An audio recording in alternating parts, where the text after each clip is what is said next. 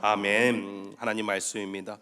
오늘 생명의 말씀을 통하여서 하나님의 은혜가 우리 모두에게 있기를 주의 이름으로 축복합니다. 우리 지난주 말씀, 사람의 말이든 하나님의 말씀이든 잘 경청하고 그리고 말하기는 더디해야 된다. 화내는 것도 성내는 것도 더디해야 된다라고 말씀 나누었습니다. 그 말은 천천히 말하고 천천히 화를 내라는 것이 아니라 다시 한번 하나님의 마음과 하나님의 관점으로 예수 그리스도의 안경을 쓰고 모든 일을 대하라는 것이었습니다. 그것이 곧 말씀을 실천하고 말씀을 대하는 그리스도인들의 태도이다 말씀 나누었습니다.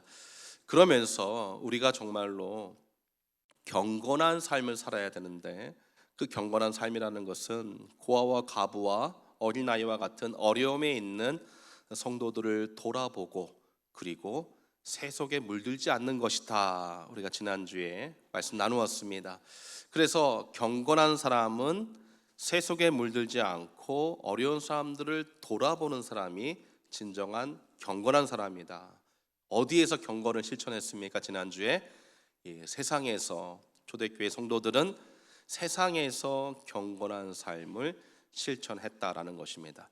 그런데 13절에 1장 13절에 우리가 읽은 대로 1장 27절에 세속에 물들지 않는 것이다 라고 말을 했습니다.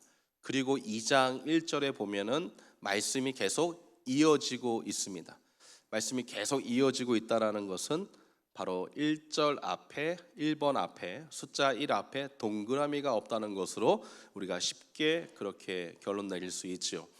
즉 경건한 삶은 어려운 사람들을 돌아보고 도와주는 것 맞는데 세속에 물든 그 한 가지가 아직 있다라는 것입니다. 교회 안에, 성도들 안에.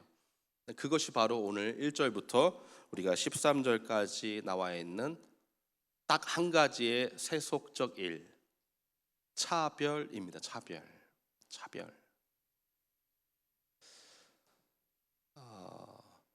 설교 준비를 하면서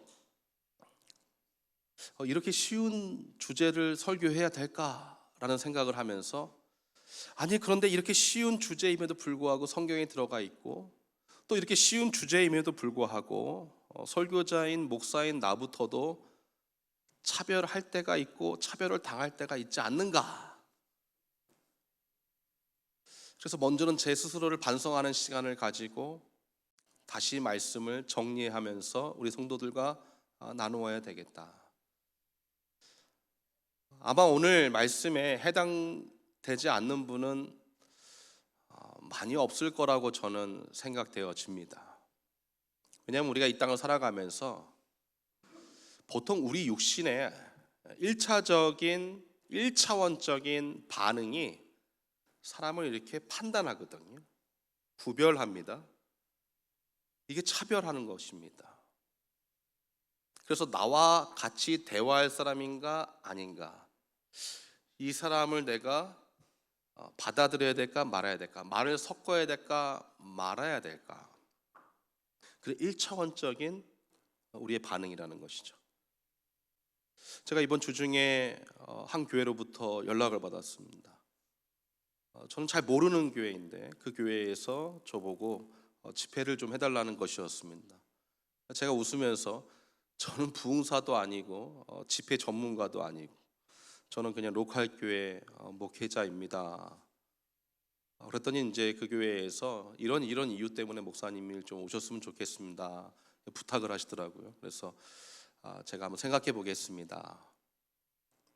그리고 제가 1시간 후에 이제 전화를 끊은 지 1시간 후에 교회 도착해서 기도하고 그리고 그 교회를 막 이제 찾아봤어요. 내가 가도 될 만한 교회인지, 그 목회자하고 관계를 해도 되는지, 그 교회 신학은 괜찮은지, 내가 괜히 갔다가 막 이단 교회 갔다고 막 소문나는 거 아닌지. 여러분 이게 잘못된 겁니까? 아니면 정상적인 겁니까? 잘못됐다고 고개 흔들리시는 분이 계시네요. 어떻게 보면 정상적인 거면서도 또 한편으로는 이거 내가 내 스스로 차별하고 있는 게 아닌가라는 생각을 갖게 되었습니다. 차별 금지라는 것은 도덕적으로 윤리적으로 세상 사람들도 하지 말아야 되는 것이죠. 한국에 지금 계속해서 이슈가 되고 있는 차별금지법하고는 여러분 달리 생각해야 되는 것입니다. 차별하면 안 되죠. 예. 장애인들이 어느 곳을 가든지 갈 수 있도록 해줘야 되고, 남자든 여자든 성에 있어서 구분이 되어서는 안 되는 것이고, 차별이 있어서는 안 되는 것이고, 그렇지 않겠습니까? 직장에서 직원들을 하이어할 때 기독교인만 뽑고 불교인만 뽑고 이래서는 안 되는 것이죠. 차별이 있어서는 안 되는 것입니다. 그런데 차별금지법의 이제 문제점은 무엇이냐면, 그렇기 때문에 동성애에 대해서도 차별해서는 안 된다라는 것이죠. 저는 거기까지는 동의해요. 동성애자들 차별해서는 안 되죠. 그분들도 사람이고 인격체이기 때문에. 그런데 그 차별금지법의 또 하나의 문제점은, 그렇기 때문에 교회에서 목회자가 동성애는 잘못됐다라고 지적할 수 없다라는 것이죠. 왜냐하면 우리 교회에서, 성경에서는 동성애는 분명한 죄입니다. 그 사람들은 죄인이 맞습니다. 동성애만 죄인이고 다른 것은 죄인이 아니에요. 다 똑같은 죄 안에 있는 사람들이라는 것이죠. 그분들을 우리가 품어주고 자칫 그리스도 안에서 회복이 될 수 있도록 도와줘야 되는 것은 교회가 해야 될 일인데, 그 일을 못하게 되기 때문에 차별금지법을 지금 보수 입장에 있는 많은 교회들이 반대하는 이유가 바로 거기에 있는 것입니다.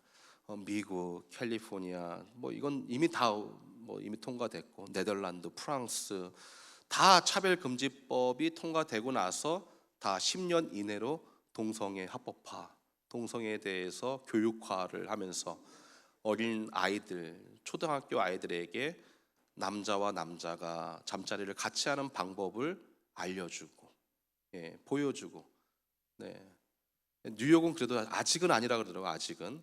물론 언급은 하지만, 저희 아들한테 물어봤더니 그렇게 디테일하게는 학교에서 가르쳐주지 않는다고 그렇게 얘기하더라고요. 그 차원이 아니라는 것이죠. 우리 이민자들은 이 차별에 대해서 진짜 피부에 남아있는 사람들 아니겠습니까? 나는 미국 와서 차별 안 당해봤다 이런 분 계십니까? 다 차별 받아보셨죠. 인종차별. 지금은 안 그렇지만 저는 미국에 가서 가장 먼저 차별받은 적이 DMV에서 큰 인종차별을 겪었습니다. 그래서 한 1시간 만에 끝내야 될 일을 4시간 동안 있으면서 나오면서 23살의 젊은 청년이 이를 악물면서 눈물을 흘리면서 이 악이 막 받쳐가지고 열받는 거죠. 미국 온 지 이제 3개월밖에 안 됐을 때였는데, 말은 하고 싶지만 말이 안 나오니, 이 울분이 나온다는 말이 바로 그 말인 거예요. 미치고 팔짝 뛰는 노릇이죠. 1시간 걸릴 일을 4시간 동안 있었으니 창피하기도 하고, 세상 말로 쪽팔리기도 하고, 영어 공부 좀 더 할 걸. 그 이야기를 우리 청년부 모임에서 이렇게 나눈 적이 있어요. 그때 참 많이 화가 났다, 내가 예수 믿는 사람으로서. 그랬더니 어떤 형제가 이렇게 팁을 주는 거예요. 다음부터는 갈 때 양복을 입고 가라고. 그리고 고개를 빳빳이 세워 가서 건방지게 어눌한 영어로도 얘기를 해. 그리고 뭔가 막히면 슈퍼바이저 플리즈 하라는 거예요. 슈퍼바이저 플리즈. 그러면 그냥 바로 그냥 기가 죽을 거라고. 그래서 진짜 저는 DMV 갈 때 딱 정장 입고 고개 빳빳이 들고 가서 얘기하는 거죠. 저는 DMV에 있는 분들이 대단한 공무원들이고 아주 무서운 분들이고 그렇게 생각했어요. 근데 제가 그렇게 입고 가서 얘기를 하면요, 고개 빳빳이 들고 얘기하면 이 사람들이 대우가 달라져요. 희한하죠? 차별하는 거예요. 외모로 차별을 하는 것입니다. 가끔 병원 신방을 가면 간호사나 의사들이 굉장히 루드하게 아주 이렇게 매너 없이 우리를 대할 때가 있어요. 우리 이제 에이시안들이니까 그러면 제가 딱 한마디 하죠. Let me see your chart. Let me see the patient's chart. 그럼 이 사람들이 갑자기 눈이 땡그레집니다.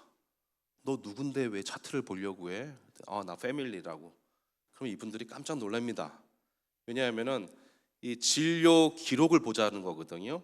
그러면 괜히 이 사람들이 이 사람이 의사인가? 아니면 이 사람이 뭔가 좀 뭐 병원 관리된 사람인가? 하고 약간 달라요. 여러분 이게 근데 1차원적인 우리들의 어떤 육적인 반응입니다. 또 우리의 아직 죄성이 남아있기 때문에 그렇습니다. 우리는 의로운 존재들이고 우리는 구원받은 성도이지만 아직 저 천국에 갈 때까지 완성을 이루지 못했어요. 그래서 그리스도 안에서 우리는 이 완성을 이루어 가게 되는 줄 믿습니다. 바울은 이 거리를 믿음의 경주다. 그래서 믿음의 경주를 완주해라 라고 말씀하고 있는 것입니다. 그러므로 주님 안에 거하지 않고 말씀으로 충만하지 않고 성령의 도우심을 구하지 않고 도움이 없다면 우리는 똑같이 죄성의 삶을 살 수밖에 없는 거예요. 그래서 때로는 욕이 나오고 때로는 화가 나고 때로는 다른 사람을 차별하는 일들이 있을 수 있다는 것이죠. 그러므로 말을 더디하고 성내기를 더디해야 될 줄 믿습니다. 우리 힘으로는 가능하지 않아요. 성령의 힘으로만 가능한 것입니다. 오늘 말씀해 봤더니 교회 안에 이 차별이 들어왔습니다. 세상에서는 경건한 삶을 살아서 사람들이 지난주 말씀 나눈 것처럼 야, 저 사람들 경건하다. 야, 저 사람들 믿는 게 뭔지 모르지만 야, 신앙심이 굉장히 깊구나. 야, 종교심이 어떻게 저렇게 대단하지? 라고 칭송을 받았는데 그 경건한 삶을 살았던 그 성도들이 교회에 와서 예배드리면서 세속적인 한 가지를 끌고 들어왔는데 그게 차별이라는 것입니다. 여러분 2절 3절은 너무나 기가 막힌 내용입니다. 만일 너희 회당에 금가락지를 끼고 아름다운 옷을 입은 사람이 들어오고 또 더러운 옷을 입은 가난한 사람이 들어올 때에 너희가 아름다운 옷을 입은 자를 돌아보아 가로되 여기 좋은 자리에 앉으소서 하고 가난한 자에게 이르되 너는 거기에 섰든지 내 발등상 아래 앉으라 하면 4절 너희끼리 서로 구별하며 악한 생각으로 판단하는 자가 되는 것이 아니냐. 여러분 아름다운 옷을 입고 몸에 치장을 하고 교회에 오는 성도에게는 여기 좋은 자리에 앉으소서 하고 가난한 자에게 이때는 거기 뭐 서 있던지 아니면 여기 내 발등상 아래 앉으세요. 여러분 저 발등상이라는 게 무슨 말인지 아십니까? 발등상이 무엇이냐면 제가 이렇게 의자에 앉잖아요. 그러면 여러분들 발 밑에다가 제가 발판을 갖다 놓습니다. 그럼 여러분들이 그 발판에다 뭘 올려놓죠? 발을 이렇게 딱 올려놓죠. 우리 비행기 타면 이렇게 발판 딱 있잖아요. 이렇게 그 발판 밑이 발등상이에요. 그러니까 그 발판에 앉으라는 것도 아니고 어디에 앉으라요? 그 발판 밑에 앉아라. 어디에서요? 교회에서.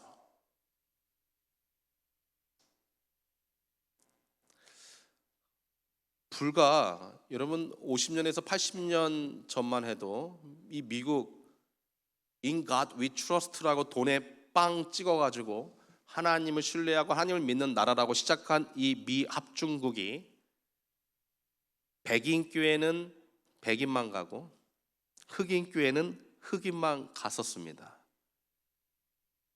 심지어 최고의 지성인들, 최고의 과학자들 그런 사람들이 있었던 나사에서도 흑인들은 흑인들만의 화장실을 사용했어야 됐습니다. 그래서 백인들과 같이 근무하다가 대소변이 마려우면 800m 때로는 1km까지 뛰어가서 화장실 가서 보고 그리고 다시 와서 근무하는. 그래서 그 당시에는 이름이 컬러드 레스트룸이었어요. 컬러드, 색깔이 이상한 사람들은, 색깔이 있는 사람들은 그 화장실 가는 거예요. 에이시안도 컬러드, 흑인도 컬러드, 스페니시도 컬러드. 오직 화이트, 백인만 레귤러 메일, 피메일 화장실을 사용할 수 있었던 나라입니다. 어떻게 하나님을 믿는 나라가 그렇게 할 수 있습니까? 근데 초대교회 당시에 교회 안에 이러한 일이 있었다라는 것이죠. 너희끼리 서로 구별하며 악한 생각으로 판단하는 자가 되는 것이 아니냐? 차별하면은요. 차별하면 저 서로 구별한다라는 것이 서로 의심한다라는 거예요. 그러니까 사람의 외모로 보고 의심을 한다는 거죠. 외모로 보고 의심을. 그러니까 이게 1차원적인 우리의 육신적 반응이긴 하지만 이거를 조심해야 된다는 것이죠. 교회에서도 우리는 예수 믿으면서 우리는 대부분 다 아주 관상의 전문가들이에요. 그래서 딱 세 가족이 오면 저분 인상 봤어? 그런 경우가 너무 많아요. 우리 작년에 진짜 공항에서 있었던 일인데 이제 어느 선교팀하고 같이 줄을 서서 이제 기다리고 있는데 우리 가방이 좀 많이 있고 또 무게가 또 오버될 수 있으니까 걱정할 때 있잖아요. 보통 이렇게 그러니까 뒤에서 소리가 들리는 것입니다. 저 사람한테 걸리면 안 될 것 같은데. 이런 경험 있으시죠? 저도 한국에서 올 때 가끔 그럴 때 있습니다. 무게를 못 재가지고 간당간당해서 이제 갈 때에 저 자매님한테 걸리면 좋겠다 그런 마음이 가질 때가 있습니다.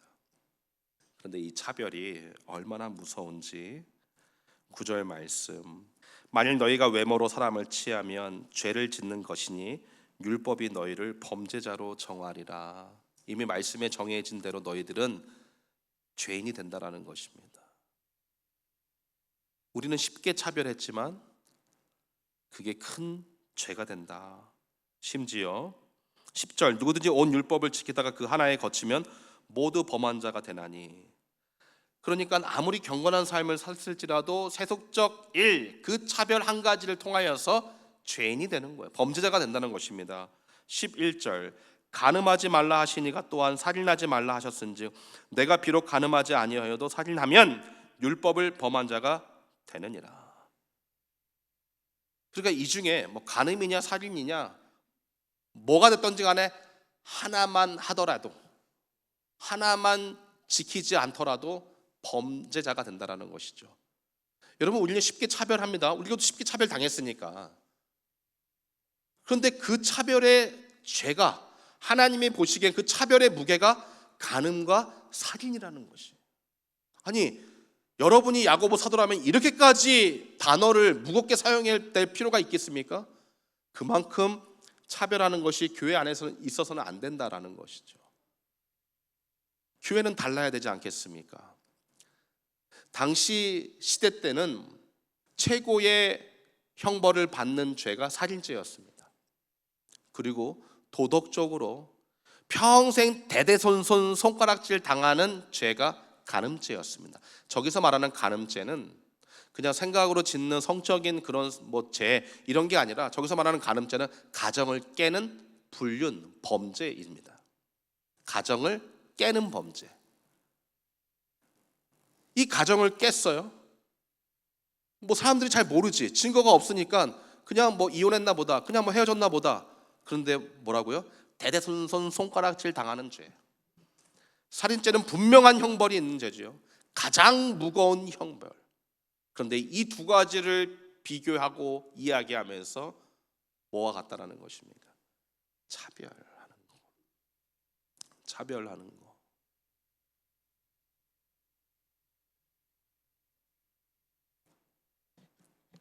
제가 우리 교회에 처음 부임했을 때 우리 지금도 토요일날 주일날 우리 청소하는 우리 마리아 자매님이 계시죠. 네. 남미 분이십니다. 좀 몸도 왜소하고 얼굴은 나이가 많이 들어 보이지만 굉장히 젊으세요. 네, 굉장히 젊으세요. 저도 깜짝 놀랐어요. 네, 굉장히 젊으십니다. 근데 아마 이제 그 민족이 아마 이렇게 좀 나이가 들어 보이는 그런 민족인 것 같아요. 남미도 다 다르지 않습니까? 어떤 남미인들은 키가 크고 어떤 분들은 키가 작고. 근데 제가 부임한 첫 주일, 그 첫 주 토요일 날, 그 자매님이 지금도 토요일 날 일을 하고 주일 날도 이렇게 청소를 합니다. 그런데 저희 교회 성도 몇 분이 이제 뭐 그분에게 뭐 일을 이렇게 맡길 수 있지 않겠습니까? 뭐 여기 청소 좀 해주세요. 뭐 이 방도 해주세요. 저 방도 좀 해주세요. 그런데 무슨 종 부르듯이 얘기를 하는 거예요. 종 부르듯이. 저는 그게 너무 충격적이었습니다. 이제 그 두 분을 불렀어요.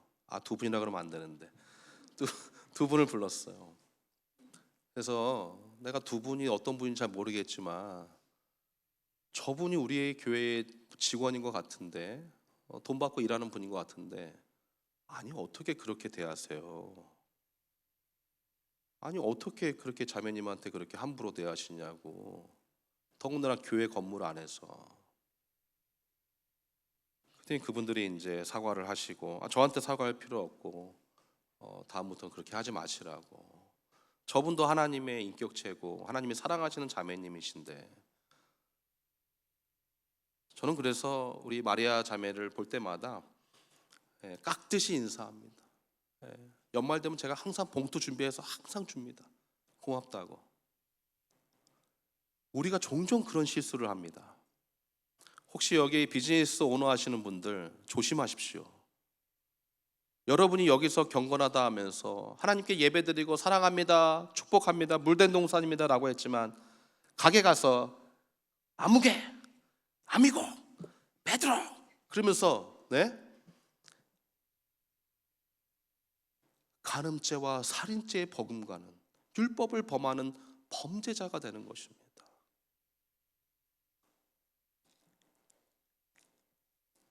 더 무서운 말씀 13절. 국률을 행하지 아니하는 자에게는 국률 없는 심판이 있으리라. 국률은 심판을 이기고 자랑하느니라. 아멘. 국률은 심판을 이긴대요. 어떤 심판? 국률 없는 심판. 이 국률 없는 심판이 무엇입니까? 더 이상의 용서가 없다라는 거예요. 하지만 국률은 심판을 이긴대요. 여러분, 국률은 하나님의 은혜를 의미하는 것입니다. 우리가 거저 받았습니다. 근데 거저 나눠주지 못합니다. 거저 나눠주지를 못해요. 이 차별을 통하여서 내가 주고 싶은 사람한테 주는 거야. 내가 말하고 싶은 사람하고만 말하는 것입니다.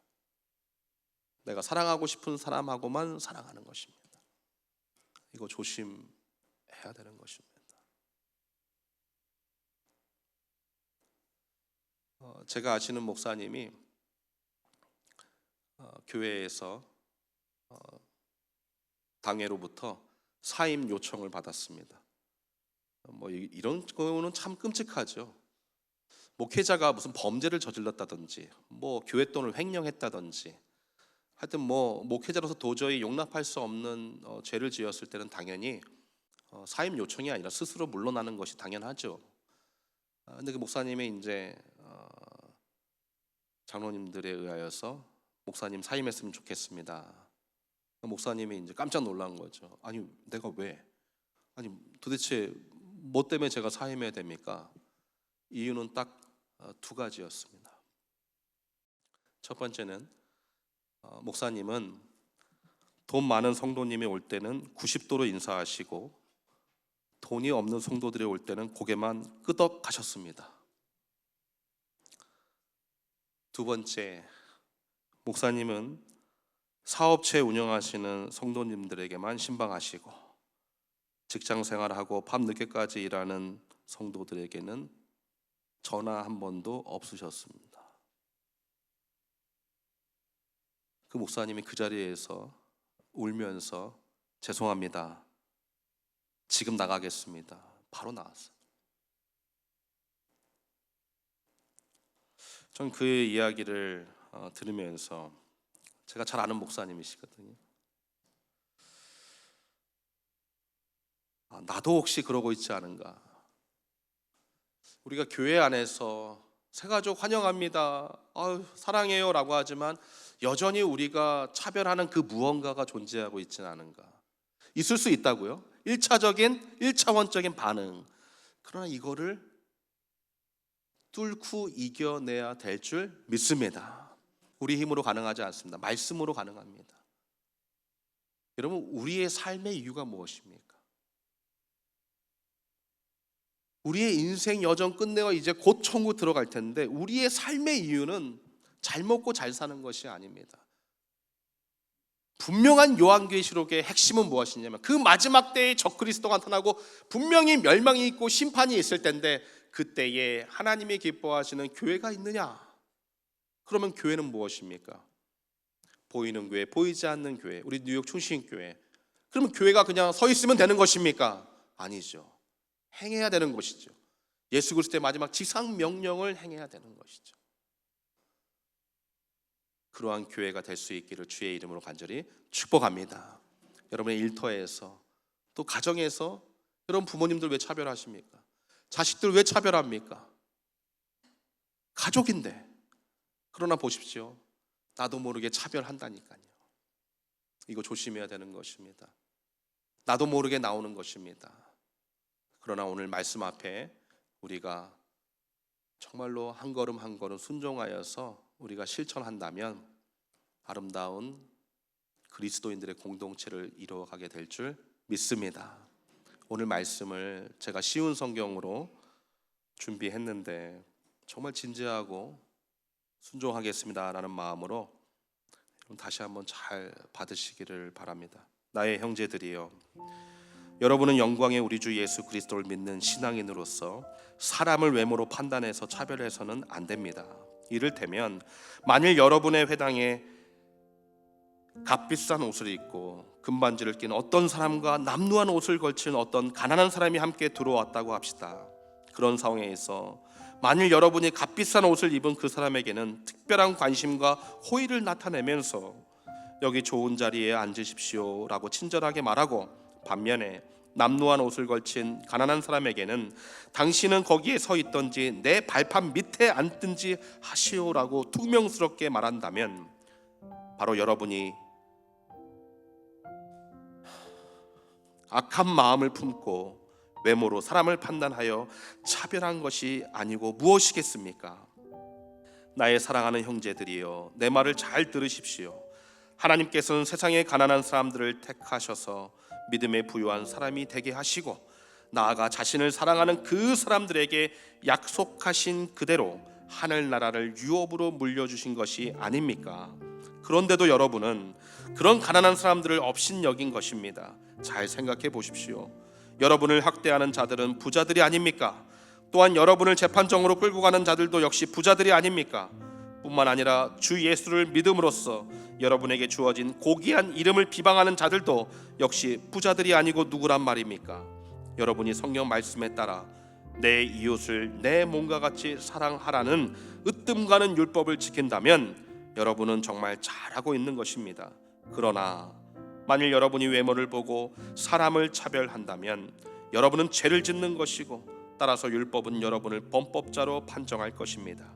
누구든지 율법 전체를 다 지키다가도 그중 한 가지만 어기게 되면 율법 전체를 어긴 셈이 되기 때문입니다.